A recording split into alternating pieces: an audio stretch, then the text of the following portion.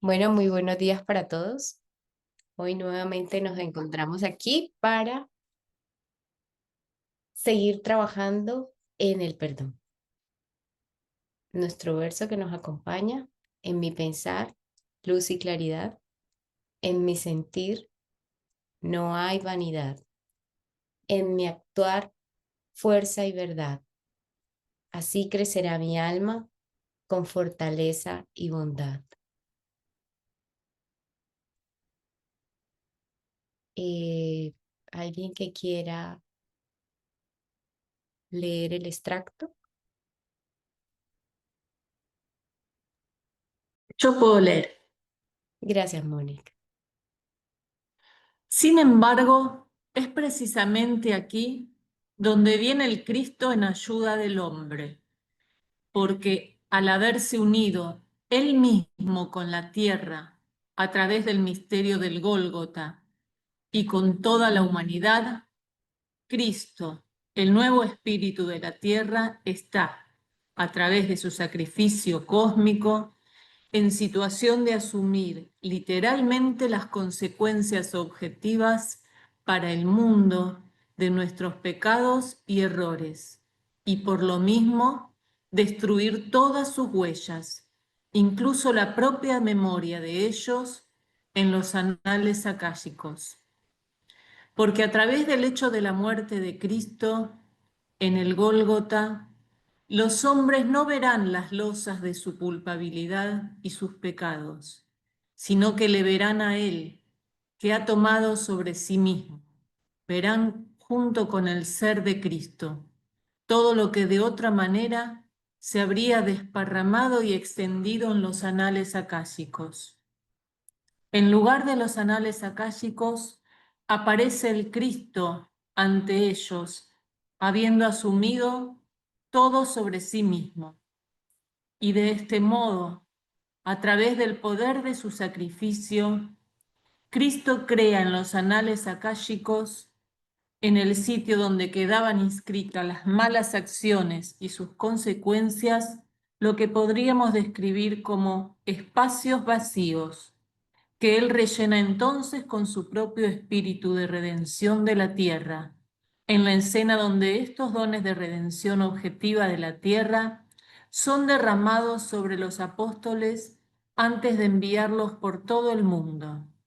El mismo Cristo exhala en ellos el Espíritu Santo, renovando con ello el misterio de la creación primordial del hombre, como está descrito al principio del Antiguo Testamento. Génesis 2:7, fragmento del libro El significado oculto del perdón, Sergei Prokofiev. Muchas gracias, Mónica. Buenos días, maestro Mario. Buenos días nuevamente para todos. Muy buenos días. Bueno, comencemos entonces con la retrospectiva que quedó pululando en nuestra alma, con qué cosas nos quedamos, qué preguntas surgieron, qué certezas surgieron también. Buen día, Mario. A mí me quedó esta idea de que por qué nos cuesta tanto perdonar, ¿no? Eh, que tiene que ver con trabajar nuestro propio cuerpo de deseos. Y lo que, claro, yo no había pensado que vos dijiste que depende el alma, la evolución del alma en que está cada uno. No es lo mismo una persona que está más en el alma sensible que otra que está en el alma racional y otra que está trabajando su alma consciente. Entonces, como que eso también tiene que ver en esto de poder perdonar al otro, porque hay que hacer un trabajo de la voluntad, sobre la voluntad en uno mismo para despertar esa conciencia y bueno, poder entender también, ¿no? De antemano, ahora sí, eh, que no es cuestión de decir perdonar, ¿no? Que uno puede, bueno, a veces tomar conciencia. eh, Pero eso no significa que haya una reconciliación a veces en el vínculo, ¿no? Que no por eso, porque uno perdona, tiene que volver a un vínculo. Ujú. Mm, Y trataba como de llevarlo a la práctica de mi vida personal y bueno, muchas veces nos sale así este instinto, como vos decías en un principio, eh, que es como ya está en nosotros, es una cosa instintiva de reaccionar ante el otro y bueno, a veces cuesta por ahí pensar un poco eh, el modo en que uno dice o hace las cosas, sobre todo uno no tiene la intención a veces de lastimar o herir al otro, pero a veces sucede porque es como que hay que trabajar ese cuerpo de deseo primeramente, ¿no? Ujú. Sí, así es. Mario, y hablaste de que el perdón no es ser pasivo frente a la agresión. Hay Ah, en lo que hay algún tipo de perdón de cada una de las almas o manifestaciones de cómo es el perdón. ¿Qué más? ¿Todo bien? un momento. Un momento. Bueno, entonces, espérate que ahí me perdí por lo que entró. Tu pregunta, Bárbara, sería, eh, bueno, dices que el perdón es no ser pasivo, eso vamos a mirarlo ahora. Pero tu pregunta sería, ¿cómo se hace esto del perdón para no ser pasivo? No, no, vos dijiste que el perdón no es ser pasivo frente a la agresión, no es solo eso. Ajá. Eh, que sí es no ser reactivo cuando alguien me hace daño. Y ahí Mónica, que habló de los tres tipos de alma, digo, quizá haya alguna forma de que tenga cada alma en su Ah, estado de manifestar el perdón, ujú, ok. cómo se lo toma cada alma sería. El ejercicio para cada uno de ellos, sí, eso vamos a mirarlo luego. No hoy, pero luego. Algunos ejercicios. Muy Mario, bien. yo acá siguiendo esto que decía Mónica del cuerpo de deseos, había llegado como la idea intentando ver el movimiento, ¿no? Esto como que perdonar al otro es como en realidad liberarlo de nosotros mismos, o sea, Ujú, de mis propias necesidades, de mis propios deseos, me había quedado como dando vuelta a eso. ajá.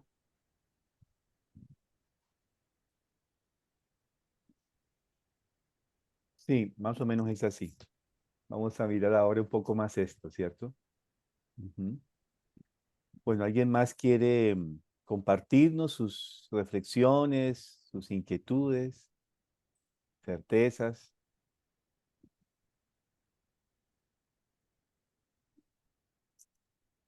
Mario, y esto me quedó resonando con la oración del servicio a los difuntos, ¿no? Cuando uno pide que se asuma las consecuencias de los hechos realizados en la tierra por ese ser. Claro, tiene que ver con esto, ¿no? Con, Ajá, con lo que el Cristo, digamos, con una ayuda de ese ser que está haciendo ese proceso para que justamente donde ahí se plasmaría todo esto que uno hizo acá en la tierra, ¿no? Como que se me vino esa oración cuando el otro día hablabas y esto, la consecuencia de nuestros hechos. sí. Sí, realmente es importante considerar, y era así, o sea, de una manera nueva, digámoslo, para nuestra época, porque en el pasado se tenía más o menos claridad. Hay un eco por allí. Espera un segundo, yo miro acá porque hay como un eco. Alguien tiene el micrófono abierto. Em, Así lo veo mejor, tiene que tener el micrófono abierto para poder apagarlo. Ah, Gisette. Gisette levantó la mano.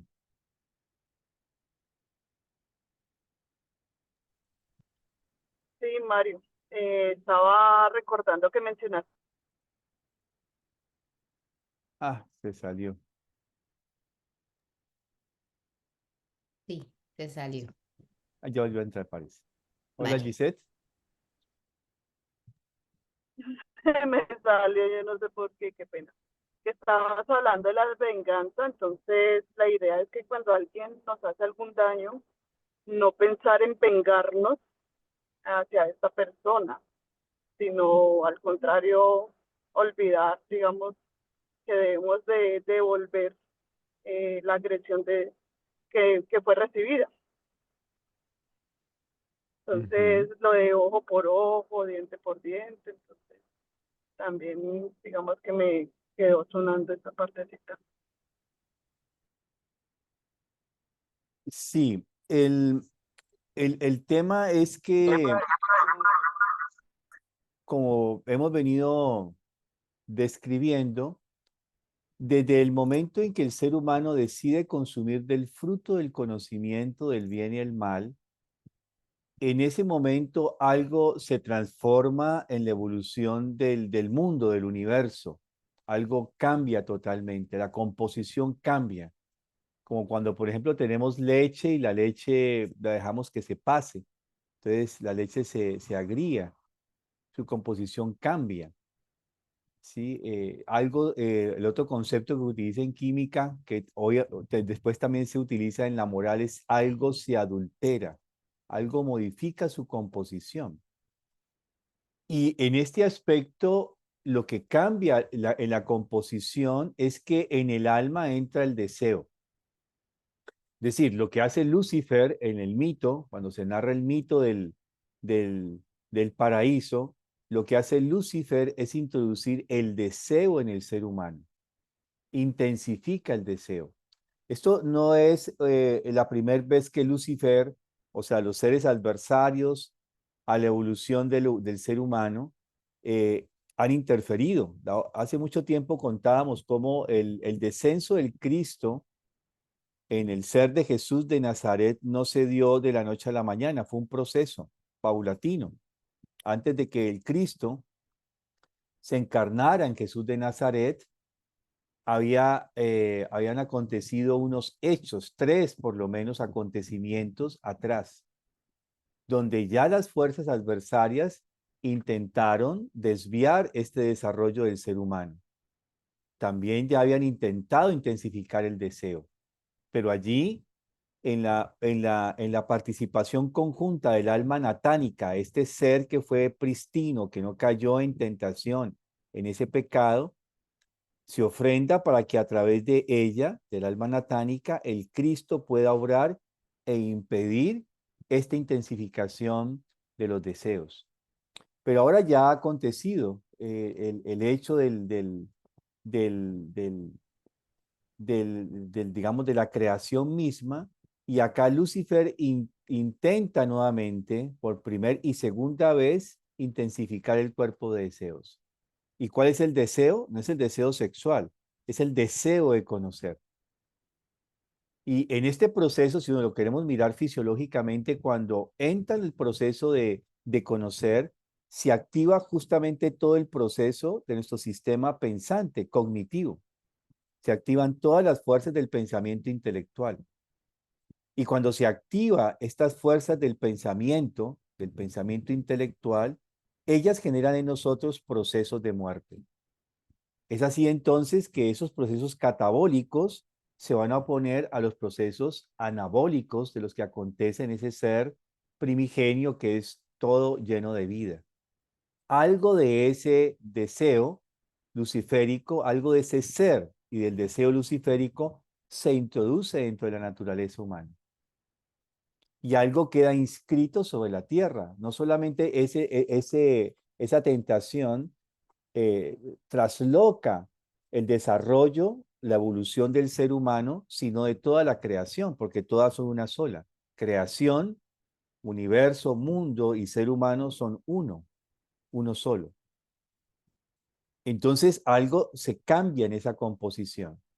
Y ahora el ser humano tiene que vivir como un ser humano en la tierra. Ya no puede vivir totalmente al beneficio, a la protección del mundo espiritual. Debe hacerse ser humano. Y hacerse ser humano implica justamente tener que conocer, pero ese conocer también significa tener que trabajar en la tierra. Y por eso viene esta imagen que contábamos, las hierbas amargas, comerás de las hierbas del campo. O sea, es algo amargo. Eso es algo que tiene que ver con ese origen de ese pecado. Luego entonces va a ser el Cristo el que va a retomar ese proceso, ¿sí? Toda esta redención de todo esto que el ser humano ha acumulado sobre la tierra. Porque al querer saber debe vivir sobre la tierra y todo lo que comienza a hacer el ser humano queda inscrito sobre la tierra. De hecho, todo lo que acontece en el cosmos tiene un efecto sobre la tierra, todavía sigue siendo así. Pasó un meteorito, tiene un efecto sobre la tierra. Hay un eclipse de sol o de luna, hay un efecto sobre la tierra. Algo cambia en el universo, algo cambia en la composición de toda nuestra tierra, de toda la tierra, o sea, de todo el globo terráqueo y lo que hay alrededor de él. Toda esa composición realmente hay un cambio notorio en él. Entonces, todo esto que el ser humano hace queda inscrito sobre la tierra. Ya vimos varios pasajes anteriormente como, por ejemplo, no solamente el hecho del pecado original, sino también cuando se comete el primer asesinato sobre la tierra. Y Dios es el que se refiere ahora, o sea, este Yahvé, este Eloja, Jehová, le pregunta a Caín, ¿dónde está tu hermano? Y él se hace el loco, ¿no? Y no sé, y bueno, ¿y qué tengo yo que ver con mi hermano, no? Entonces cuando Jehová le dice, la sangre de tu hermano clama desde la tierra hacia mí. Algo queda allí en la tierra, inscrito. La tierra es como un libro, es un gran libro donde todo lo que hacemos, pensamos y sentimos queda inscrito sobre la tierra. Quedan huellas, quedan nuestros rastros o rasgos, quedan escritos sobre esta gran tierra. Porque estamos unificados, así como tenemos un cuerpo físico, la tierra también tiene un cuerpo físico, como tenemos un cuerpo etérico, la tierra tiene un cuerpo etérico, como tenemos un cuerpo astral, la tierra tiene un cuerpo astral. Y como tenemos una individualidad o yo, la tierra lo tiene. Lo tenía y cambia este proceso en el momento del Gólgota, porque ahora, después del Gólgota, el Cristo se va a convertir en el espíritu de la tierra, en el yo superior de la tierra como tal. Y en esa correlación, todo lo que nosotros en nuestras acciones, pensamientos y sentimientos realizamos quedan inscritos sobre esas capas o esos cuerpos de la tierra. Por eso entonces es cuando viene esta acción del Cristo, cuando le preguntan, la ley dice, Moisés dice en la ley que tales mujeres deben morir lapidadas. Y él se agacha y escribe sobre la tierra. Le está indicando todo lo que el ser humano queda escrito sobre la tierra. Claro, viene entonces la gran pregunta, y entonces, ¿para qué la ley mosaica? Y justamente la ley mosaica lo que trata es de llevar a que el ser humano tenga un comportamiento moral, algo desde afuera pueda controlar el comportamiento del ser humano, porque él todavía desde sí mismo no puede hacerlo, es un alma sensible. Y aquí podemos decir que las almas sensibles necesitan de las normas, de las leyes que puedan regir, encauzar el comportamiento del ser humano, mostrando la consecuencia de esos actos. Por eso las leyes antiguas del Talión, de Hammurabi, ¿sí? El ojo por ojo, diente por diente, mano por mano. Hay que compensar el aspecto que hemos nosotros realizado de una manera errada, ¿cierto? O malévola. También porque hay gente que actúan con mucha conciencia sobre el mal. Entonces, acá viene una compensación de esto que nosotros hemos realizado sobre la tierra. El gran conflicto justamente que surge en el momento en que el Cristo está, hace 2025 años, es que los custodios de la moral, o sea, los fariseos, recordemos que ellos se reunían, la gran casta judía se reunía en tres grandes grupos. Los fariseos, que eran los que eh, mm, digamos, eran los legisladores, ellos eran los doctores de la ley, se llamaban así, ellos cuidaban el aspecto moral de la cultura. Estaban los levitas, que vamos a retomar un poco ahora este tema de los levitas más adelante, que eran los del culto, los que eran los sacerdotes, del cual venía Caifás y toda esta gente que eran los custodios de los cultos como tal. Y estaban los escribas, que eran como lo que llamaríamos hoy en día los notarios, ¿no? Los que registran, los que llevan las cuentas. Cada uno tenía una labor dentro de la preservación de esto que era la tarea, gran tarea del pueblo judío. Pero entonces, cuando llegan estos fariseos, ellos justamente quieren apelar justamente a la norma que ya se vuelve inflexible, porque no tienen consideración el aspecto humano. Ellos simplemente se afianzan dentro de lo que es el concepto de la ley.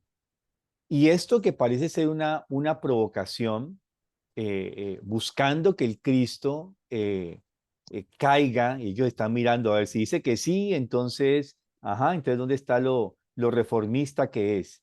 Y si dice que no, entonces ¿dónde está que preserva la ley mosaica? Entonces estaría contra nosotros, ¿no? Eso era un poco lo que buscaban ellos, pero justamente esto permitió una gran oportunidad de que el Cristo introdujera algo nuevo, algo que necesitaba la humanidad, algo que debía estar al momento de la altura del desarrollo humano. Ya no necesitamos más la ley, ya no necesitamos más la moral que conlleve a que el ser humano se regule, no con sus aspectos totalmente exegéticos y tan estrictos que ya no consideran lo humano. Aquí necesitamos apelar a dos cosas nuevas, es lo que nos está introduciendo el Cristo. Dos cosas nuevas deben introducirse. Yo voy a tomar, voy a decirlo en mis propias palabras, yo me convertiré en el espíritu de la tierra. Derramaré todo mi ser sobre el cuerpo de la tierra para convertirme en su yo superior. Y como yo superior, con la más profunda compasión, yo tomaré todos los hierros de los seres humanos sobre mí. Yo los asumo. Volvamos a la imagen del codeudor. Alguien está a punto de que lo van a embargar, lo van a meter a la cárcel, ¿sí? No solamente le van a quitar todo lo que tiene, sino que además lo van a meter a la cárcel. Y una gran deuda, ¿cierto?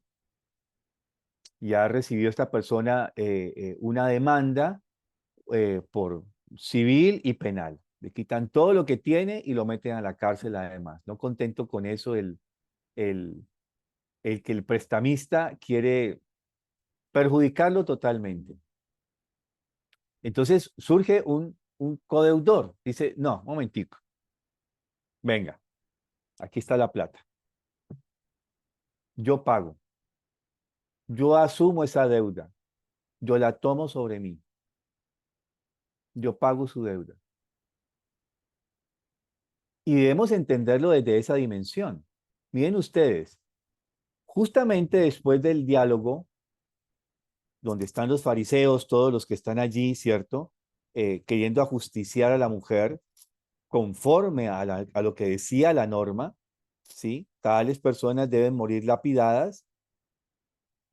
Después de eso, si ustedes leen continuamente ese capítulo de la mujer adúltera, ¿cierto? Después de eso, él va a tener una confrontación con los fariseos nuevamente. No en esa escena, es como que sale de ahí, hay otro escenario donde vuelve y se encuentra con los mismos. Y va a tener una confrontación con ellos. Y él va a decir, yo soy la luz del mundo. Y ahí intentan lapidarlo a él. Y él se escurre. Las consecuencias de la lapidación que iba a sufrir la mujer adúltera, ahora las asume él. Y esto es muy importante, No es que, ay Dios, Cristo me perdonó los pecados y bueno, qué bueno, tan buen codeudor que es, chévere, ay hermano, me salvaste la vida. No me quitaron la casita, ni mis enseres, ni me metieron a la cárcel. Qué bueno, qué gran amigo y segue, ¿cierto? Eres mi gran amigo. Y ya quedó ahí. No es así. Cuando alguien asume la deuda de otro, asume su yerro, asume su pecado, asume sus faltas. Y en esta imagen arquetípica, justamente después de la confrontación, después de la primera confrontación con los fariseos sobre el juicio hacia la mujer adúltera, ahora él, no es ella, él va a ser apedreado. Él va a ser lapidado. Y no va a ser gratuito que él posteriormente tenga que recibir los azotes, las 40 lapidaciones. No es gratuito.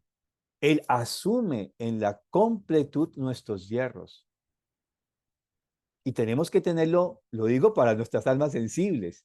Eso no es meramente, ay, me salvó mi amigo, ¿no? No. Él asume nuestros yerros. Él decide asumirlos sobre sí mismo con su gran ser espiritual y al asumirlos, los transforma, los metamorfosea.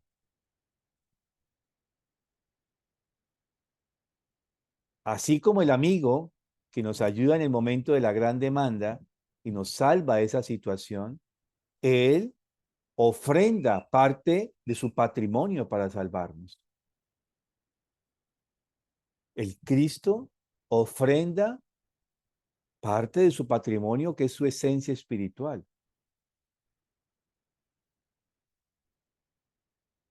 Y esto lo quiero retomar con otro aspecto que va a venir más adelante, porque es que uno no puede leer esto así, uno puede leerlo así, ¿no? Pero hay que leer la línea roja de ese hecho hasta el final del Evangelio de Juan, porque el Evangelio de Juan es muy especial en esto. Él está mostrando 7 señales y 7 señales, 7 milagros, 7 yo soy. El milagro que va a venir después de esta señal va a ser la curación del ciego de nacimiento.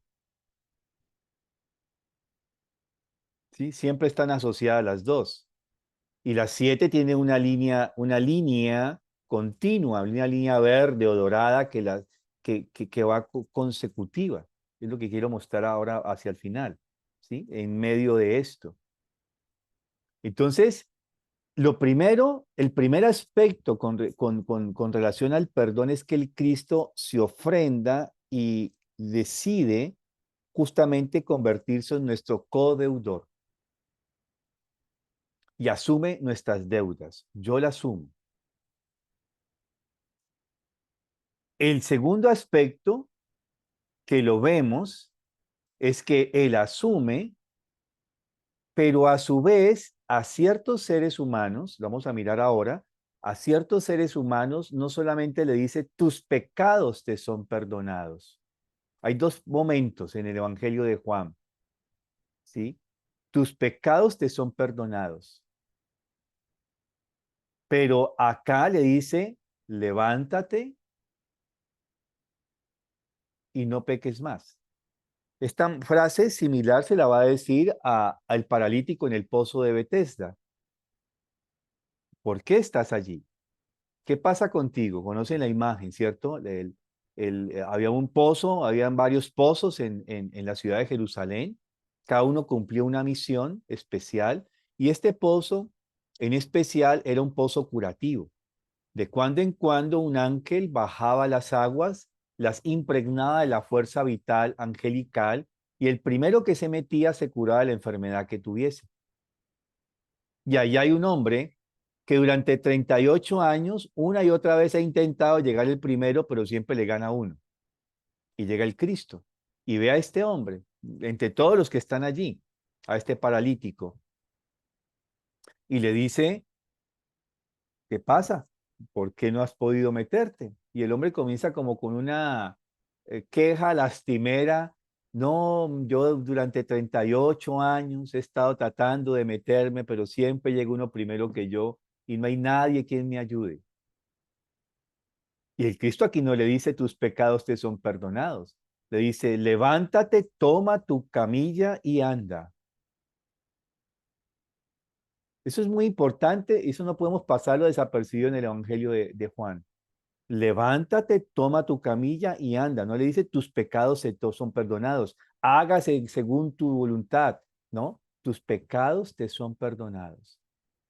Levántate, no le dice esto, le dice levántate, toma tu camilla y anda. Es lo mismo que le va a decir ahora a la mujer adúltera. Levántate y desde hoy no peques más. Es decir, aquí hay una nueva cualidad. El Cristo está contando con que estos seres humanos tienen una cualidad superior a los otros, que es una capacidad de autogestionarse, de voluntad. Apela a nuestra voluntad. Asume las consecuencias. Es más o menos también podríamos decirlo, ¿no? Aquí yo soy tu codeudor. Y en otro, ven, yo te acompaño y asumo tus consecuencias. La mujer adúltera, les contaba que en muchas Biblias quedó rezagado, quitado o como un pie de página en muchas de las Biblias antiguas, porque se consideraba que era un pasaje al pecado, ¿sí? Podría la gente interpretarlo como un pasaje al pecado, porque aún inclusive las primeras comunidades cristianas eran muy severas frente a la moral. Pero acá el Cristo nos está diciendo, bueno, hay algo que tiene que transformarse. Yo asumo, puedo asumirlo y tú también haz tu parte. Yo lo asumo si tú no pecas más, digámoslo así, ¿no? Como el amigo, bueno, yo asumo esta deuda por ti, pero venga, hermano, deje de estar jugando, deje de estar, aprenda a administrar bien su dinero, venga para acá, le hay un curso de administración financiera, ¿cierto? Para que no se vuelva a meter en deudas. Sí, es decir, yo te ayudo, pero no es ayudo cada que te metas en un problema, yo voy a estar aquí para ayudarte. Eso no dice el Cristo. Nos da un compromiso. Yo asumo tu deuda, pero tú asúmete también como ser humano y comienza ya no a través de la ley moral, de la ley moral de afuera, sino desde dentro de ti mismo autorregularte. Has tomado conciencia. Uno puede imaginar que esa escena donde él está escribiendo sobre la tierra, uno puede imaginarse que esa tierra es un gran tablero, una gran pizarra donde él está describiendo de la mujer cómo sus acciones quedan inscritas sobre la tierra. Yo voy a asumir esto más adelantico, todavía no. Recordemos que estábamos a 6 meses de la Pascua, de la fiesta de los tabernáculos. Y es ahí donde dan estas señales de la fiesta de los tabernáculos, porque traigo el paralítico, porque también sucede en la fiesta de los tabernáculos. Ha sido un año atrás, si lo miramos en la línea del tiempo. Entonces, acá es también la fiesta de los tabernáculos. Entonces, en esta fiesta de los tabernáculos, el Cristo está diciéndonos, tú tienes que aprender a ponerte desde ti mismo. Más adelante, casi al final del Evangelio, finalizando el Evangelio de Juan, él, o sea, él va a tener varios diálogos, ¿cierto? Allí, que están asociados a signos, señales, signos y milagros, ¿cierto? Y él va a confrontar, él viene diciendo, entonces, yo soy la luz del mundo. O sea, él trae algo de esta fuerza de la luz. Y la luz tiene que ver con esa fuerza espiritual que ahora impregna el pensar. Ser justo justamente tiene que ver con juzgar, pero sabemos que esta capacidad del juicio, un juez juzga, pero en la imagen arquetípica de la justicia, justamente está no solamente la imagen como arquetípica del pensar, sino el medio, o sea, el pensar del corazón. Y justamente cuando la fuerza cognitiva del pensamiento lógico, lógico formal se impregna de luz, o sea, esta luz espiritual se convierte en el pensar del corazón. Y allí es donde aparece la justicia. La justicia no puede, dijimos, surgir desde nosotros mismos, nos supera.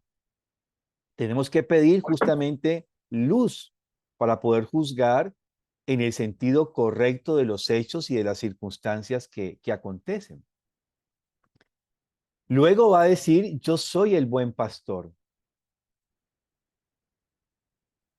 Y va a recriminar ahora a los levitas. Aquí está recriminando, cuando habla de la luz, yo soy la luz del mundo, está recriminando a los fariseos.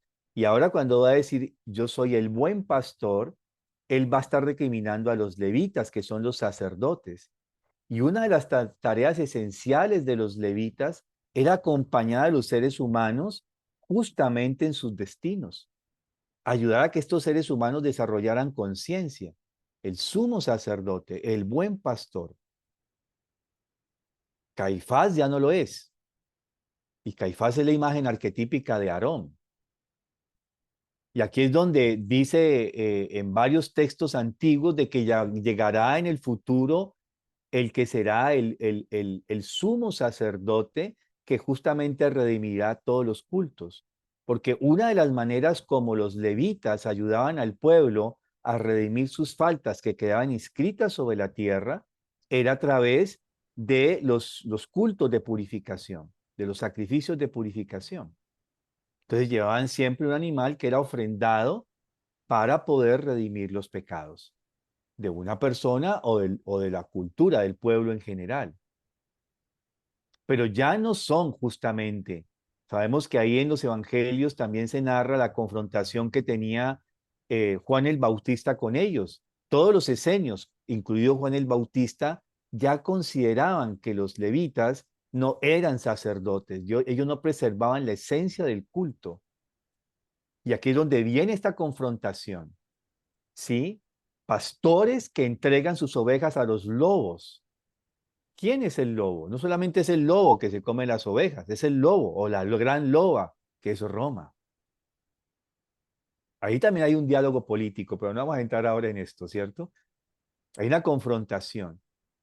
Y allí él, cuando habla del buen pastor, dice, porque el buen pastor da la vida por sus ovejas. Y él ahora va a ser justamente el gran cordero que se ofrendará por sus ovejas. Él va a sacrificar su propia vida, o sea, va a dar su vida para poder convertirse en el cordero de expiación de todas las culpas de los seres humanos. Es lo que más o menos nos viene diciendo, o sea, en la línea, digamos, de esta línea verde o dorada de los hechos. Y va a continuar diciendo varias cosas interesantes hasta el final, que va justamente cuando le anuncia justamente a Pedro de que él lo va a negar 3 veces, cuando dice, no, yo me sacrificaré contigo, yo iré, a ver, y entonces él todo así un colérico empedernido como era, yo doy mi vida también por ti. Y dice, ay, Pedro, antes de que el gallo cante 3 veces, tú me negarás, me habrás negado, antes de que el gallo haya cantado 2 veces, tú me habrás negado 3. No, no, Señor, yo iré contigo hasta el final de la vida, ¿no? Resulta que es verdad lo que el Cristo ve. Y ve justamente esta fuerza todavía que falta. Y aquí va a anunciar, posterior a esto, yo soy el camino, la verdad y la vida. Y esta línea la va a completar hacia el final, cuando se aparece justamente a los discípulos. Son 7 que están, aquí es una imagen que están en el lago de, en el lago de Galilea, y justamente, pues uno puede decir sí o no, era una imagen espiritual. Ellos realmente estaban teniendo una visión espiritual, es decir, como que estaban como soñando en estado hipnagógico, y ellos recreaban la experiencia espiritual como si estuviese en el lago de Galilea, pescando. Y allí es entonces cuando no lo reconocen. Ellos todavía no lo reconocen. El único que lo reconoce es Juan, su discípulo amado. Y dice, él es, le dice a Pedro. Y Pedro pues se lanza pues a nadar como todo buen colérico que era. impulsivo a llegar primero, ¿cierto? Y entonces es cuando le va a decir, ¿me amas más que ninguno? 3 veces la pregunta.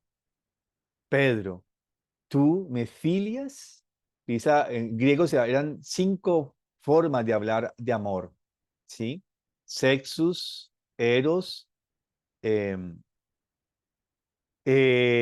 sexus, eros, filia, ágape, y estaba el estorge. Eran 5 verbos, formas lingüísticas para hablar de amor. Y acá en griego kiné, cuando uno lee el original, la forma como le pregunta el Cristo, tú me filias, o sea, tú me amas como amigo, tienes el amor de gran amor de amistad hacia mí. Sí, Señor, tú sabes que yo te amo más que ninguno. Apacienta mis ovejas. Por segunda y tercera vez. Y acá ya no le pregunta por filia, sino por ágape, es decir, tú me amas con tu espíritu, es decir, ya no me amas como amigo, sino que eres capaz de con tu yo superior de percibir mi yo superior. ¿Amas la esencia de mi ser espiritual con tu esencia de tu ser espiritual? Sí, Señor, tú sabes que te amo. Apacienta mis corderos. Y aquí ahora transfiere, y aquí ahora transfiere el ejercicio sumo sacerdotal, inicia como gran sacerdote, sumo sacerdotal a Pedro y a todos los demás apóstoles. Los convierte en sumos sacerdotes, es decir, en pastores de sus ovejas. Así es. Mm. Cada sacerdote realmente instaura un nuevo sacerdocio. Es cuidar sus ovejas, ser buen pastor de sus ovejas. Y con este aspecto justamente le va a decir un poquito más adelante, le va a decir más adelante que aquello que está mal traducido, ¿cierto? Aquello que, voy a buscar la palabra exacta que utilizan, porque en las traducciones le dan un contexto jurídico. Aquello que atéis sobre la tierra quedará atado, algo así es lo que dice en la mayoría de las Biblias, y lo que desatéis quedará desatado, ¿sí? Pero el concepto como está traducido es un concepto jurídico, absolver o no. Aquello que decías absorber será absuelto y lo que no quedará atado. No es así como dice en griego kiné. Aquello que vosotros consideréis que sea liberado, será liberado. Y lo que no, voy a decirlo, voy a traducirlo. Cuando vosotros veáis que una persona no tenga la fuerza espiritual para asumir las consecuencias de sus actos, vosotros asumiréis, lo liberaréis asumiendo su deuda. Pero aquel que vosotros veáis que puede asumir sus consecuencias, a ese no se las liberéis. Más o menos es el contexto de ese diálogo que tiene cuando instaura el sumo sacerdocio.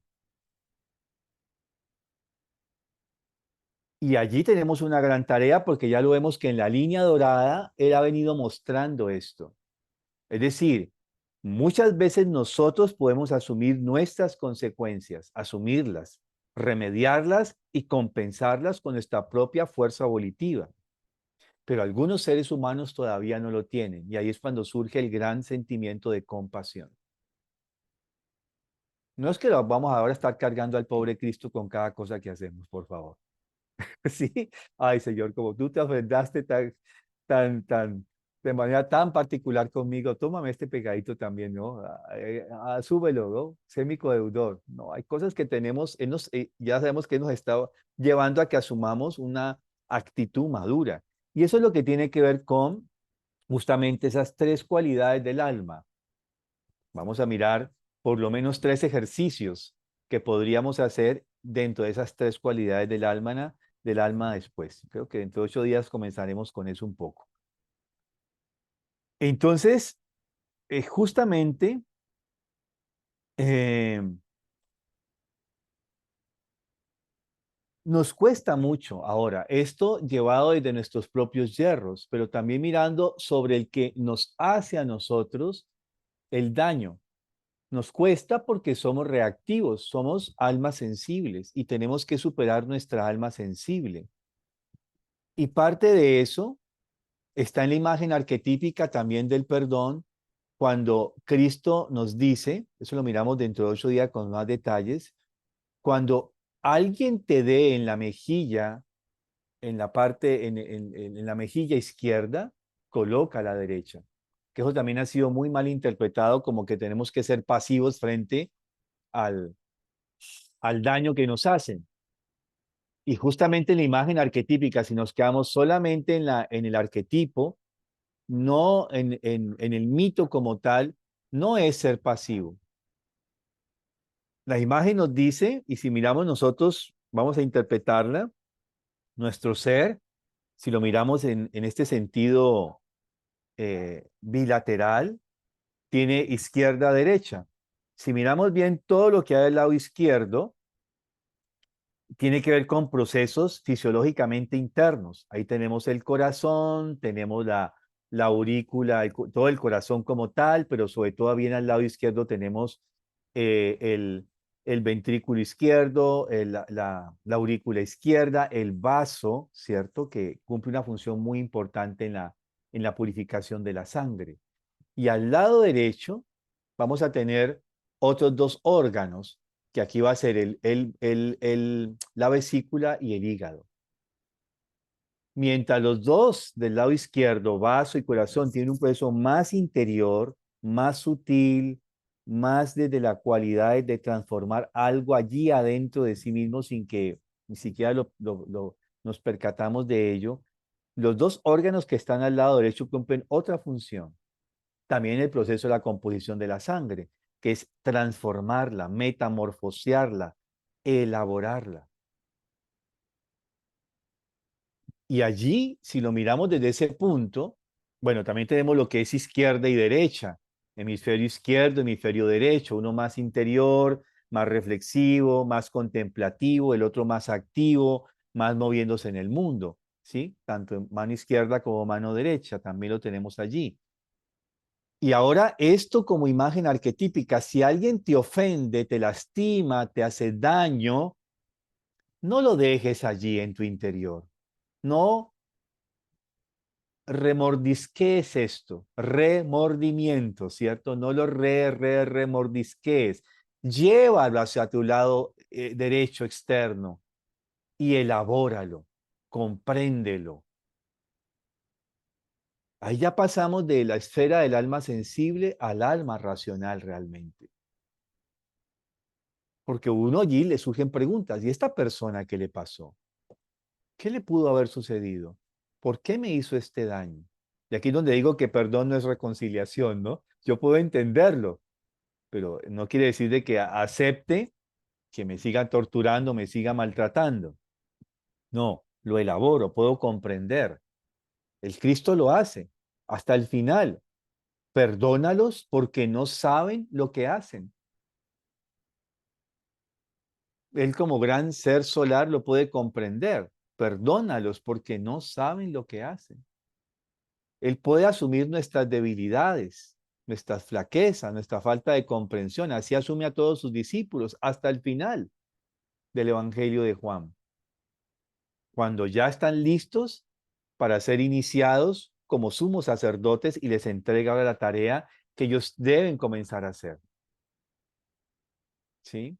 Bueno, entonces, en ese sentido, van a haber procesos que vamos a mirar que debe introducir este elemento importante de la voluntad en el proceso de justamente de perdonar los pecados. Él, el paralítico, se queja 38 años. Tiene un mal que le afecta. Él asume, ¿sí? Pero dándole la tarea, levántate, toma tu camilla y anda, ¿cierto? Camina por el mundo, asúmete. También se lo dice de alguna forma también, con otras palabras, a la mujer adúltera. también se lo va a decir un poco indirectamente al ciego de nacimiento. Eso lo vamos a mirar después, cuando va a rematar con yo soy la luz del mundo.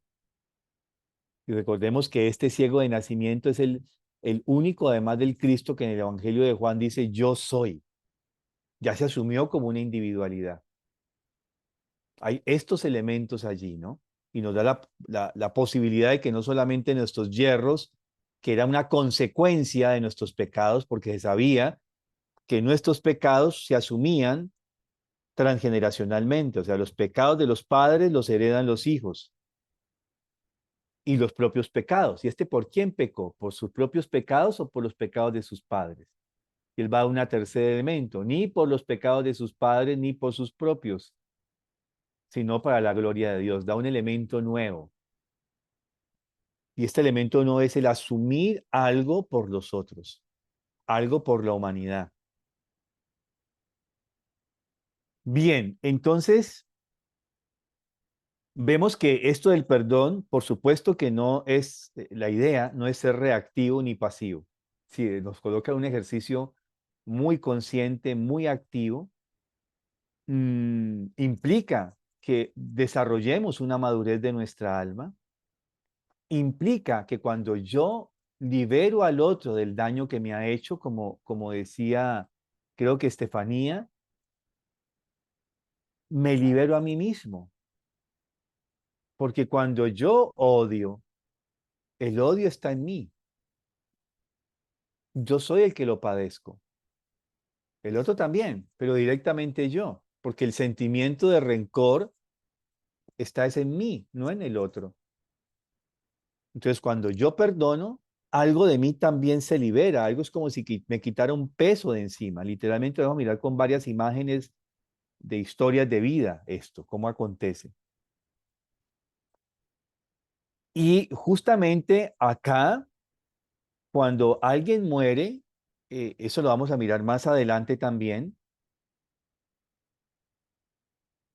de una manera inevitable, vamos a mirar desde allí del mundo. Aquí lo podemos hacer, pero allá no. Allá no tenemos cuerpo para caer en la inconsciencia. Allá estamos plenamente conscientes. Allá vamos a mirar todo lo que nosotros hicimos, todo lo que nosotros sentimos y todo lo que nosotros pensamos acerca del mundo, de los otros seres humanos y los buenos pensamientos, sentimientos y actos y los malos, vamos a ver las consecuencias que tuvieron sobre otros seres humanos. Pero acá entonces viene la necesidad de la compensación, por eso la necesidad de la reencarnación, para poder compensar el hierro. Pero el Cristo nos está diciendo acá, ven, no esperes hasta la próxima reencarnación. Asúmete como individuo, asúmete como un yo superior y transfórmalo aquí en la tierra. Ayúdame con este proceso de cargar con el hierro del mundo entero. Y ese es un poco el sentido, ¿no? El perdón. Bueno, dentro de 8 días vamos a comenzar a mirar algunos ejercicios y algunos elementos mucho más pragmáticos de esto del perdón, porque no podemos quedarnos allí en lo teológico, en lo teosófico, sino que también tenemos que mirar cómo nosotros podemos ser activos en este proceso del perdonar. Bien, inquietudes, dudas, preguntas, si no pasamos a la parte artística. Creo que tenemos la parte artística, ¿cierto? Voy a mirar si hay preguntas por acá en el chat.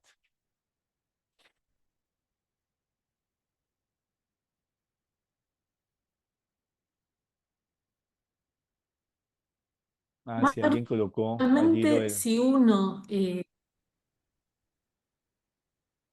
Sí, si uno digamos, toma conciencia del error y trata de compensarlo, igualmente va a tener en ese otro plano, va a suceder esto de sentir lo que le pasó al otro con otras acciones. O sea, igualmente, por más que uno tome conciencia, hay una consecuencia. no, ya no. O de algún modo eso se aliviana. Claro, se alivian, aquí ya lo liberamos, ¿sí? ¿A quién le da la tarea de que al que no, no lo liberes? Pues no es que, ay, entonces este man no, ahí es donde viene el error de justicia, ¿no?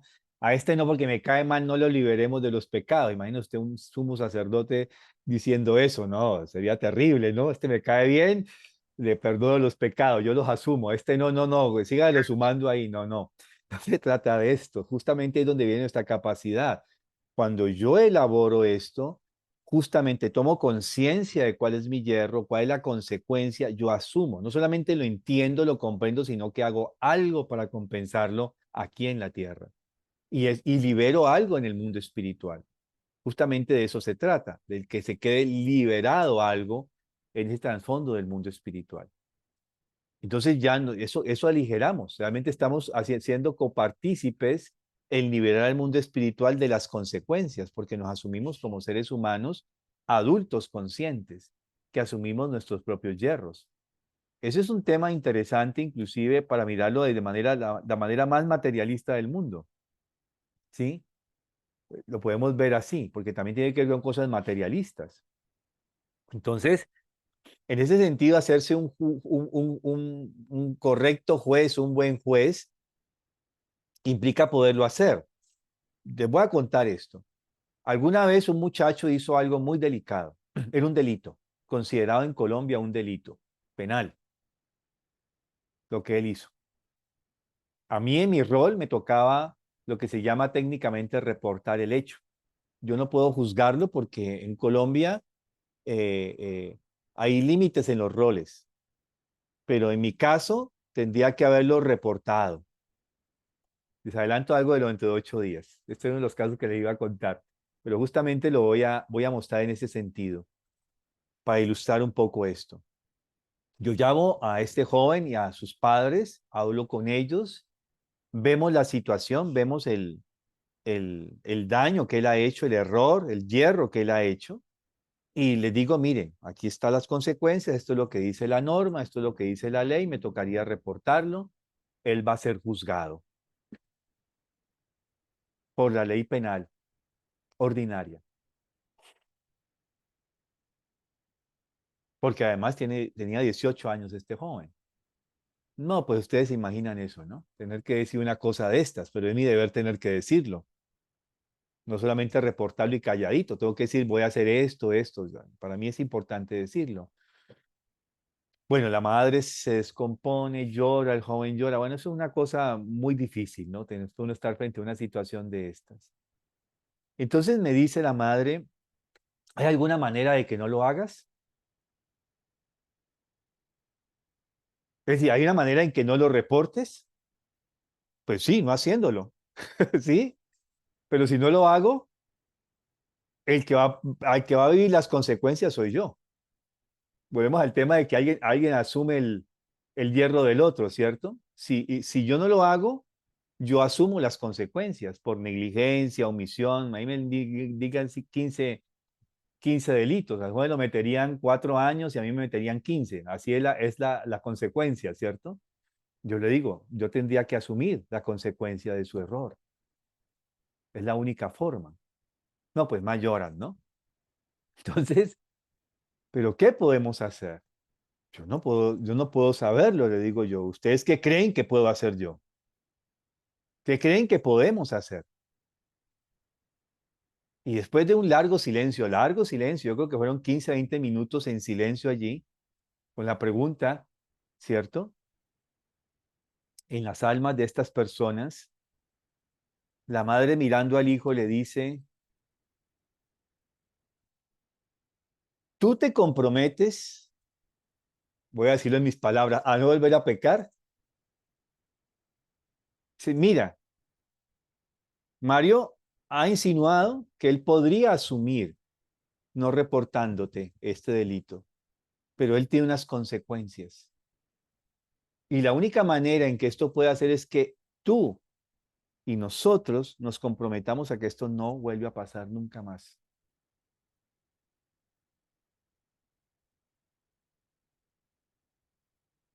Entonces yo les digo, ajá, ¿y qué más?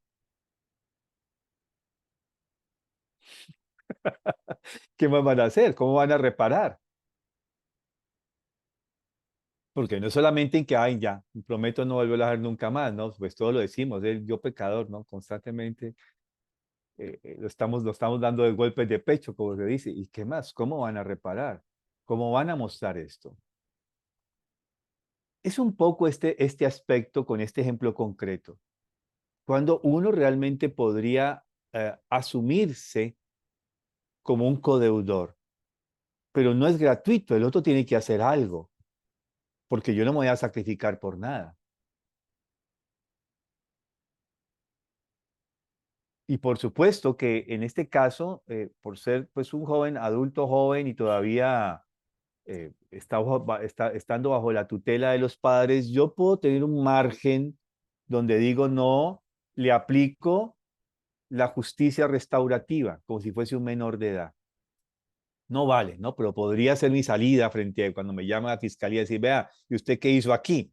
Digo, mire, yo hice un juicio, el que me correspondía a mí, y lo que hicimos fue esto, y lo que el joven ha hecho. Yo tengo que mostrar una ruta de acción remedial, de acciones que no solamente yo omito, asumo la consecuencia omitiendo reportarlo, sino que ellos tienen que hacer algo concreto como una reparación de las consecuencias.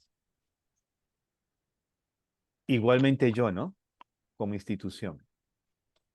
Bueno, ejemplos, ¿sí?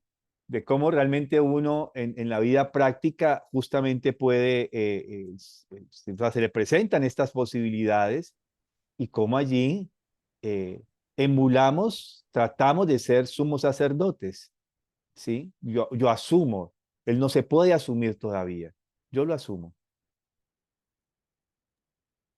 Pero Mario, debo llevar a que ellos tengan realmente una acción también reparadora, ¿no? Ese es el ejercicio pedagógico, ahí fue donde yo no lo hice porque fuese ilegal, ¿no? Que esto queda grabado, por supuesto, no ya lo he dicho, pero justamente es la justicia restaurativa genuina, donde hay una persona que tiene una posibilidad, cometió un error loco, pero es un error que afortunadamente no afectó a otros, pero sí su acción podría estar endilgada dentro de ese proceso.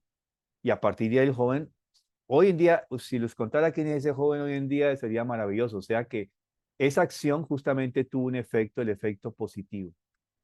Es otra persona, totalmente distinta. Bueno, uno de tantos ejemplos. ¿Alguien dijo algo? ¿Iba a decir algo? yo, Mario, te iba a preguntar, ¿y cómo repararon? O sea, sin poner un ejemplo concreto de la situación, ¿no? Pero ¿cómo sería un ejemplo de reparación en ese caso? Bueno, ellos no solamente asumen un proceso terapéutico, porque hay problemas, digamos, dinámicas familiares que han conllevado a que digamos, esa tendencia de conducta se presente. Entonces deben asumir un proceso terapéutico, por un lado. Segundo, ¿cuáles son las acciones reparadoras que ellos van a hacer? Si yo traté de hacer esto que me coloca en el umbral de lo delictivo, ¿qué acciones debo hacer para no poder justamente ahora arrastrarme y quizás arrastrar a otros hacia esta tendencia?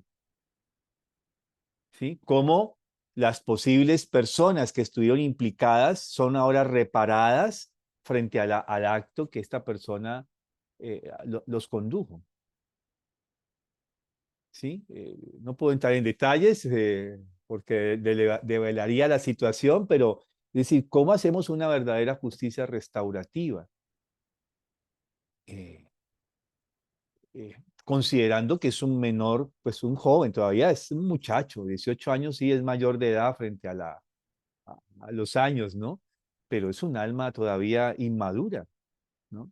Y cuando uno mira las consecuencias que han habido, ¿cierto? Entonces todo esto se repara, porque eso es lo que se pretende, no es castigar al infractor.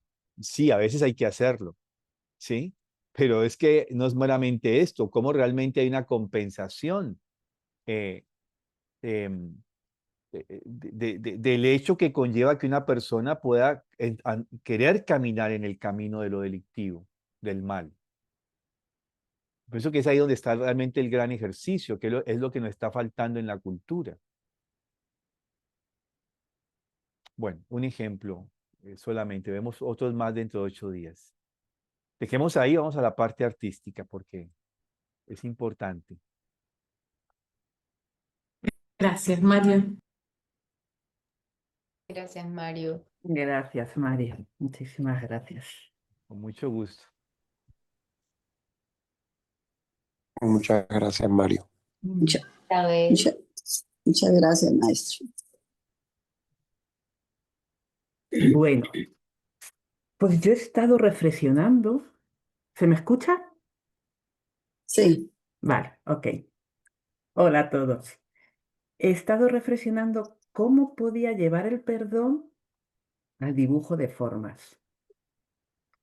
Y entonces me ha costado ahí estar unos días pensando. Al final, bueno, pues he pasado a la práctica, ¿no? Y ha sido muy interesante porque la propia práctica, basada en un contexto que estoy estudiando, pues me ha llevado a tocar con el perdón, a conectar con el perdón a través del dibujo, algo que ya sabía pero no recordaba, se me había olvidado.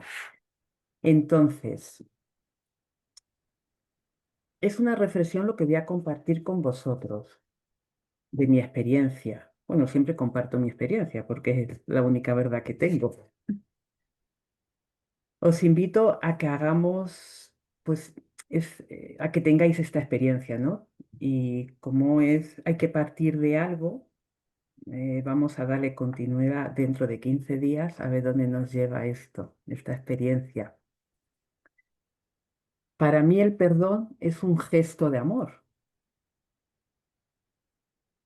Y como todo gesto de amor, tiene que ser compartido. Entonces esto me lleva, ¿no?, a la conclusión. Pues sí. Vamos a partir, no sé si se ve, es que lo de las luces, es que me he puesto una pizarra. Yo creo que llegará el día que lo tenga todo organizado.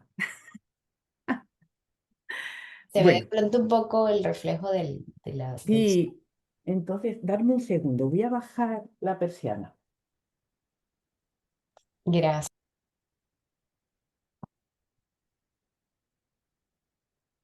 A ver, y doy la luz, a ver si se ve. Si no, yo creo que se sigue viendo el reflejo, ¿no? Vale, no pasa nada. Sí. Venga. Voy a hacerlo con el gesto, con mis manos, y después lo vamos a llevar a la hoja. Lo que os propongo es que la hoja representa la nada, el vacío, el todo. ¿Y eso qué quiere decir? Pues que está lleno de potencialidades ilimitadas, que para mí también lo que representa el perdón es eso, ¿no? No hay límites en el perdón, ya que partimos de la base que es un gesto de amor, aunque a lo primero no seamos conscientes de ello, ¿no? Pero perdonar para mí, pues realmente tiene que haber un acto de amor, porque yo perdono desde el corazón. Y entonces cuando yo hago ese gesto, fijaros dónde, si yo tengo extendido los brazos, como los niños, cuando pliego mis brazos, digo yo, el perdón es un acto de amor y nace del corazón. Fijaros dónde se unen mis dos dedos, de la mano derecha y de la izquierda. Vamos a partir en la hoja desde ese punto de referencia. Entonces, si yo hago ahora un gesto, un trazo en el espacio, hay un movimiento. A mí esto me conecta con el compartir, con el dar, ¿no? El perdón, si yo lo quiero recibir, tengo que darlo, ¿no? Si no sería un gesto egocéntrico. Yo perdono, pero yo no recibo. El perdón tiene que darse para que yo también pueda recibirlo. Entonces, vamos a partir desde ese gesto, desde ese punto, que lo voy a hacer aquí en la hoja. A ver si se ve. ¿Cómo encuentro ese punto en el vacío, en la nada, que representa la hoja? Pues haciendo un pliegue de las esquinas. Si yo doblo las esquinas, se van a juntar en un punto. Y ahí es donde yo voy a hacer un punto de referencia. ¿Se ha visto?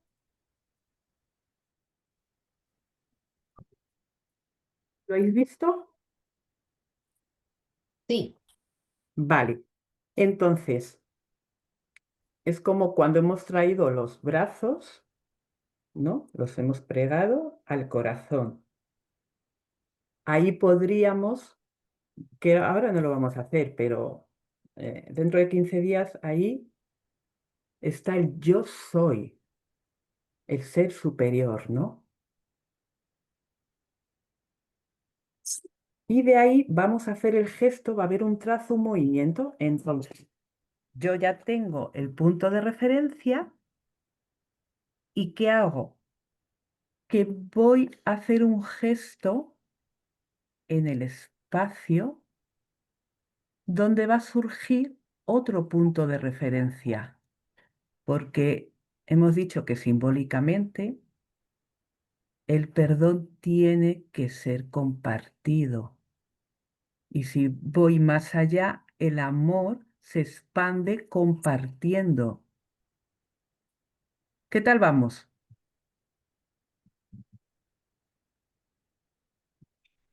¿Qué Bien, tal vamos? bien.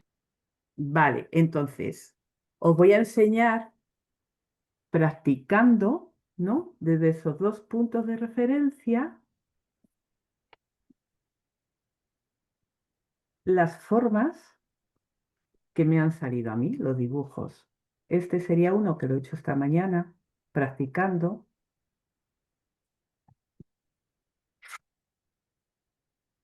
Que me ha surgido, he conectado con la continuidad del trazo, ¿no? De la línea. Y eso me lleva a que el perdón no tiene límites. Cualquier error lo podemos corregir a través del perdón.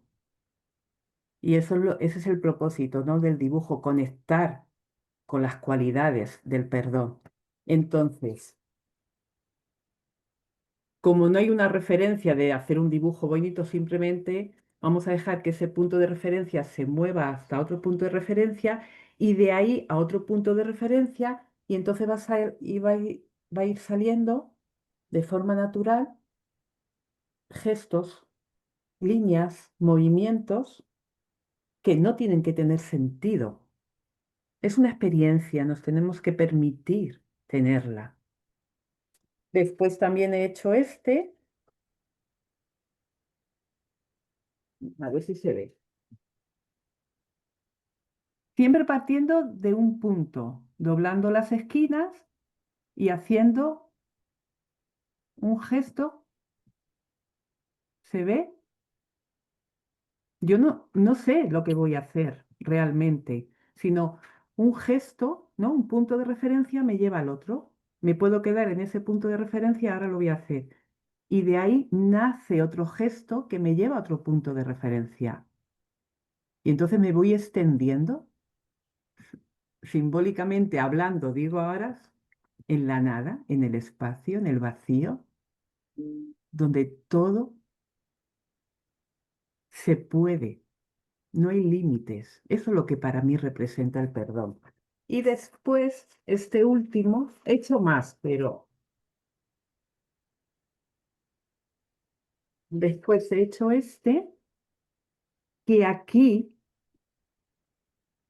he pedido inspiración y entonces he pensado en una persona que tengo pues un problemilla con ella, una relación, ¿no?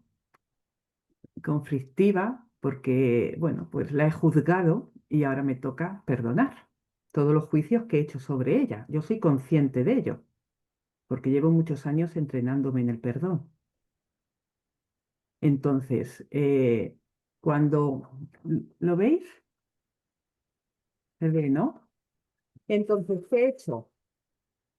Pues tener mi punto de referencia, que es tocar mi corazón, ¿no? Y cuando he hecho ese movimiento, ese gesto, el otro punto de referencia era esta persona. Y he pensado en ella, he sido consciente y la he puesto enfrente, ¿no? Y lo he llevado al papel, no solamente de mente, de sentimiento y con mi voluntad, sino lo he hecho en el papel y he pensado en ella. Y ha sido maravilloso porque realmente ha habido una transformación del dibujo. Yo no pensaba que iba a hacer esto, para nada.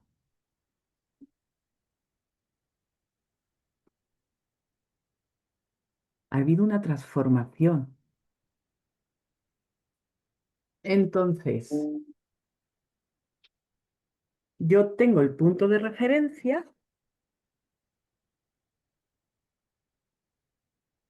y me puedo quedar ahí balanceándome, ¿no?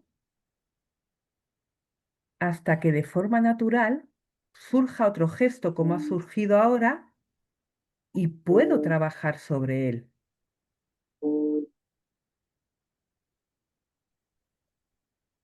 Y desde aquí ya surge, ya tengo otros dos puntos de referencia.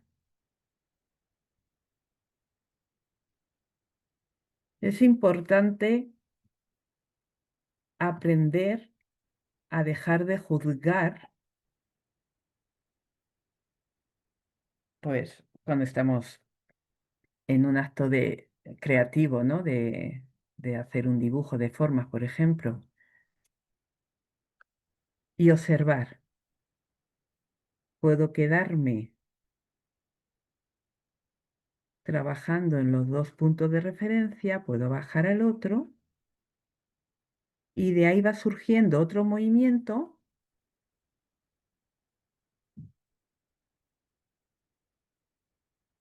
donde surge otro punto de referencia.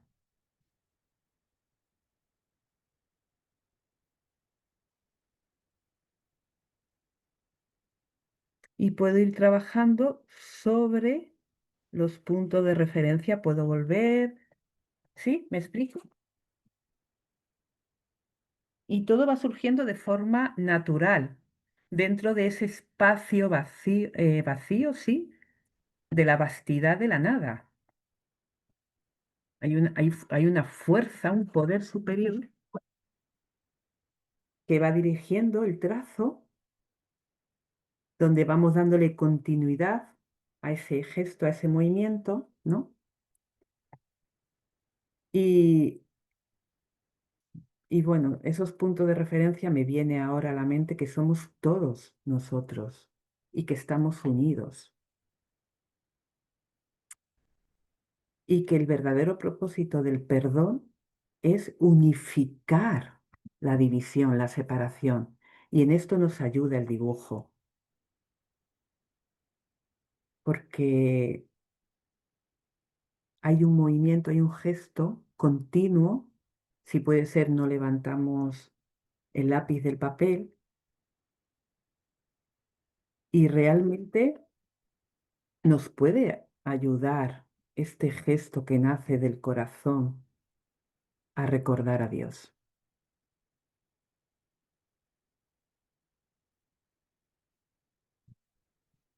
Después podemos seguir trabajando sobre él y ya podemos levantar el lápiz, podemos hacer lo que nos dé la gana. Si somos la luz del mundo, en el sentido siempre eh, que invoquemos la verdad, ¿no? La belleza y lo bueno del ser humano. Para mí ha sido muy interesante. Llevo como 2 o 3 días reflexionando. Digo, ay, ¿cómo lo voy a hacer? ¿Cómo llego? Y ha sido un recordar para mí. Y ahora no puedo dejar de pintar estos puntos de referencia y hacer formas. Además que me ayuda a conectar con algo profundo. No puedo explicarlo, pero cuando trabajé con esta persona, ¿no? Y pude ver cómo se transformó el dibujo, pude sentir realmente liberación. Pero esto es una experiencia, hay que vivirlo, hay que sentirlo.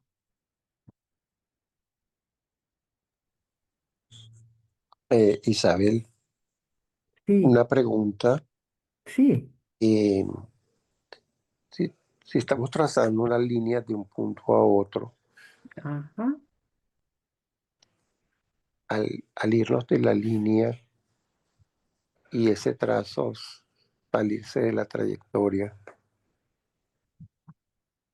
es lo que, es lo que tú estás tratando de dar a conocer como que esa fuerza que permite salirse de la trayectoria es la misma fuerza que nos ayuda en ese hecho del perdón, algo así. ¿Tú qué crees, Miguel? ¿Lo has dibujado, lo has experimentado en el folio o lo has podido hacer en el gesto? Pues es que me llama la atención, o siento que al quedarme en la línea, trazando solo la línea Ujú. de un lado a otro, es como, o lo que yo siento, es como que estoy en, en un círculo sin final, como dando vueltas en el mismo círculo.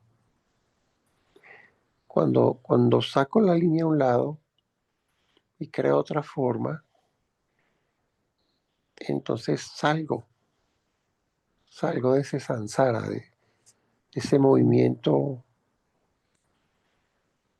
y entonces eso me permite, o es lo que yo siento que lo estoy escribiendo, eso me permite dar un paso diferente en otra forma, y eso logra en mí algo parecido al perdón, ¿no?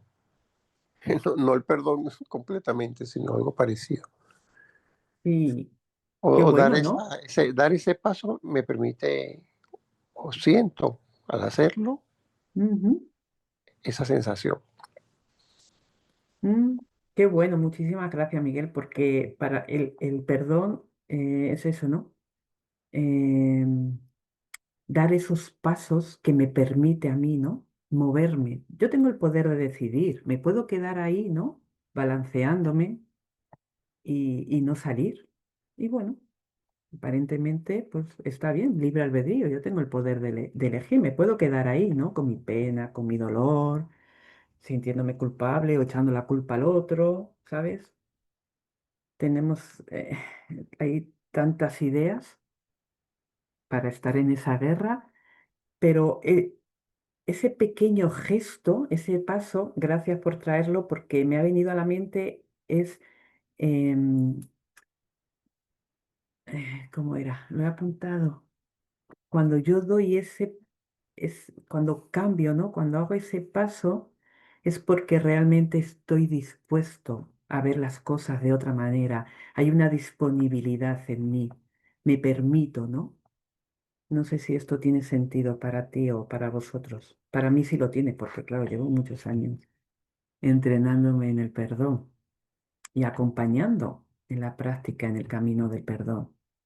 Entonces, ese paso es a mí me dice que me estoy permitiendo ir más allá, ¿no? De esa línea temporal, si queremos llamarlo así, ¿no? Que no es temporal porque estábamos trabajando en el vacío, ¿no? Y ahí no hay referencias. Lo que pasa es que como estamos haciendo, el propósito es aprender a perdonar, ¿no? A través del dibujo, entonces hay un propósito. Por eso ocurre lo que te ha ocurrido a ti, ¿no? ¿Me explico? ¿Tiene sentido esto, Miguel? Sí. em, pasa- lo que pasa es que esta forma, al ser muy básica, Lo siento, Miguel, no se escucha, se casi no se entrecorta. ya el dibujo de formas. ¿Escuchas mejor? Ahora sí, ahora sí. Dando este paso, ese trazo sencillo, tal vez no se siente tanto, pero ya cuando uno el trazo lo hace más amplio, inclusive con, con más complejidad, ya yo creo que sí se puede sentir ese, ese cambio que uno quiere sentir al trazar el dibujo. Mm, Hablo yo en el sentido de dibujo de formas, teniendo la vivencia de trazar líneas unas sobre otras, o una por debajo a otras, y ya esos trazos más complicados sí generan otro efecto en mí.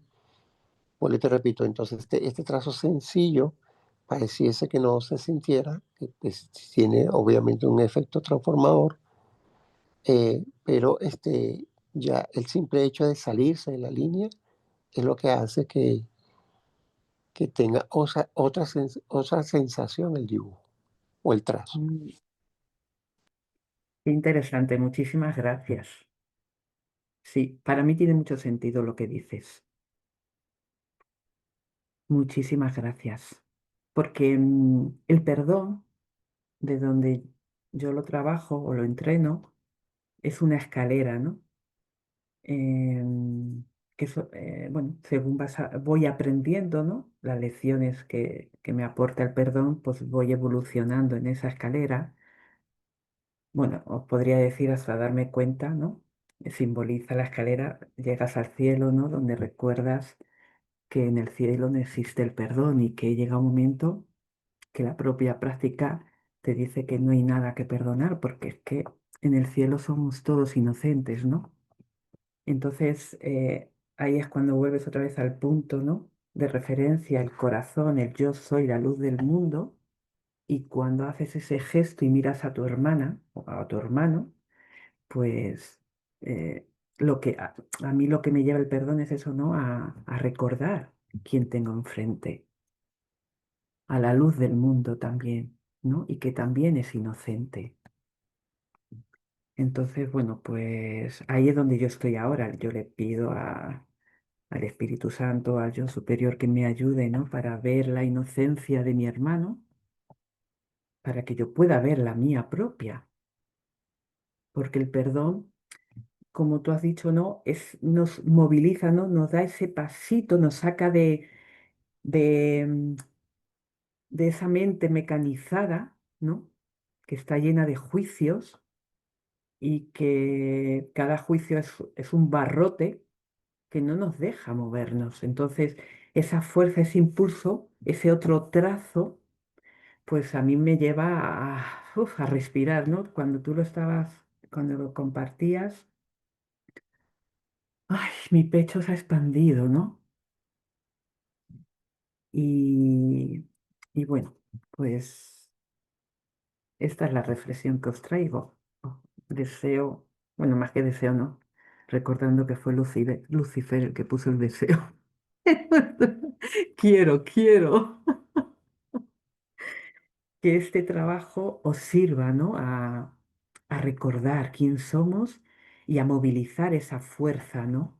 Creativa que hay dentro de todos y que podamos cambiar esa percepción, que es donde me lleva a mí el perdón, ¿no? A cambiar la percepción que tengo del mundo, que, que eso es un error, porque si yo puedo ver en el otro el odio, la rabia o el pecado, que es culpa para mí, todo es culpa, es porque está en mí. Entonces, por eso siempre os digo, observo, espero, no juicio, porque ahí es donde yo dejo ir, ¿no? Las referencias que tengo mm, de lo que creo ser o de lo que es el otro, ¿no? Y entonces, pues, la continuidad en el trazo me lleva también a liberarme de esas pautas de separación y ver al otro como parte también de un todo, de una unidad, que al final es lo que representa el cielo para mí, ¿no? Y es donde me lleva el perdón. Uy, estoy muy profunda hoy. Muy bien desarrollado. Demasiado profundo. Es El perdón, interesante sí. ver, por ejemplo, en mi dibujo cuando lo hice, sentir pues, que había una referencia, pero de alguna forma todo pasa por esa referencia, de alguna forma es, se vuelve como punto de encuentro. Entonces siempre tiene que ver conmigo. Sí, entonces Mm, dibujo. De alguna forma siempre volvía a mí, salía, volvía, entraba y regresaba a mí. Entonces, lo que tú mencionabas de que está en mí poderlo entregar o conectarlo, o sea, hay que ver lo que me trae ese regalo para mí. Entonces, muchas gracias. Muy bien. a vosotros. Y lo que decía Mario, ¿no? Asumir, ¿no? La responsabilidad, ¿no? Yo, ¿no? Es, pues sí, yo hace tiempo que me di cuenta y acepté que la vida habla de mí. Me costó un poco, ¿no? Porque tenía que soltar ahí a algunos que tenía metidos en el armario, tenía muchos cadáveres ahí muertos. Y digo, ¿y ahora qué hago yo con todos estos? Pues si este me dijo esto, este me hizo el otro. Y, y al final es para qué, ¿no? Son oportunidades, ¿no? Entonces, ese punto de encuentro, la vida siempre es con nosotros, ¿no? Por eso podemos volver a esa referencia y salir y volver y salir y caminar, ¿sabes? Y volver. Pero lo importante es que el volver, ¿no? El volver hasta que ya nos quedemos ahí en nuestro centro. Isabel, una pregunta. Sí, Eh, pues obviamente todos hemos, me imagino yo, ¿no? Qué pena hablar por todos, pero voy a hacer solamente una reflexión. Obviamente todos hemos sentido cosas diferentes con este ejercicio. Según tu experiencia, ¿has podido lograr que cuando trabajas grupalmente con esta herramienta, sea a través del trazo de una línea, de un lápiz, o sea, el trazo con cualquier otro material de expresión plástica, este, has podido lograr como que una unificación de sensación o criterios bajo la técnica del material? sí, grupal no, porque cuando he trabajado el perdón siempre ha sido a través de las enseñanzas de un curso de milagros y mi propia práctica, ¿no? Mi propio estudio y mi propia experiencia. En consulta, pues he trabajado el barro, obviamente, pues la arteterapia la tengo cada día más presente y, y, y veo que hay muchos juicios, hay muchas limitaciones a la hora de mover un trazo, ¿no? Hay conflicto, ¿no? Porque al final, pues bueno, tú expresas tu interior, el que pinta es el alma, ¿no? y la gente se da cuenta de cosas cuando pinta o cuando trabaja la arcilla. No sé si he contestado a tu pregunta. Bueno, sí, más o menos. Lo que pasa es que las experiencias son diferentes. Claro, el proceso es personal y cada uno, lo importante, como yo siempre digo, que tenga sentido para Eh, eh, vosotros. esa es la clave. Yo me Yo imagino siempre, que a pesar de ser personal, tiene un sentido para cada quien. claro, Muchas gracias. porque de nada, de nada, de nada, es un placer. A mí el perdón me ha salvado, para mí es la llave de la felicidad. Y el propósito de estar en este mundo, en esta tierra, como escuela, es eso, aprender a perdonar, aprender a ver las cosas de otra manera. Entonces, cuando yo pinto o cuando hago un gesto, pues me estoy viendo a mí misma, ¿no?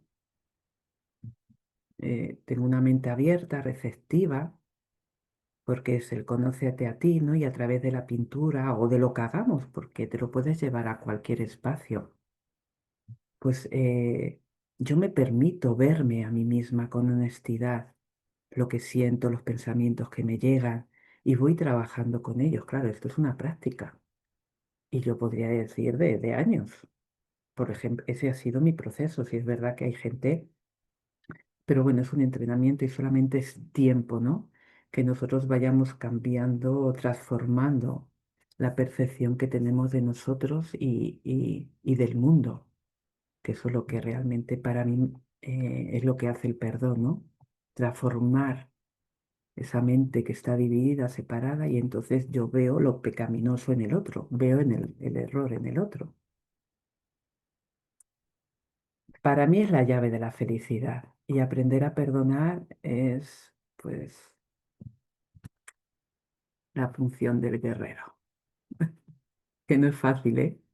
No es nada fácil, pero yo he obrado milagros con el perdón, he visto realmente cómo relaciones físicas, ¿no? de personas se han transformado y de hecho una de ellas siempre lo cuento, ha sido la de mi padre, con mi padre, porque también comprendí hace tiempo que si iba a mis padres, a mi padre y a mi madre, me ahorraba mucho tiempo y iban a caer otras figuritas, ¿no? Por el camino, porque al final es el mismo entrenamiento, es para cualquier, sea una enfermedad física, emocional, mental, económica, ¿sabes? Lo podemos llevar a cualquier escenario de nuestra vida. Y realmente la transformación que ha habido en relación con mi padre es que ha sido milagrosa. Entonces yo sé que el perdón es lo que más necesita este mundo. Y las relaciones, pues si aprendemos a utilizar el perdón en las relaciones, pues es la llave de nuestra felicidad. Y es lo que decía Mario, ¿no? No solamente nos sana a nosotros, sino también sana a la otra persona porque le liberamos, claro. No solamente me libero yo, sino también liberaba a mi padre, ¿no? De todos los juicios que había hecho de él,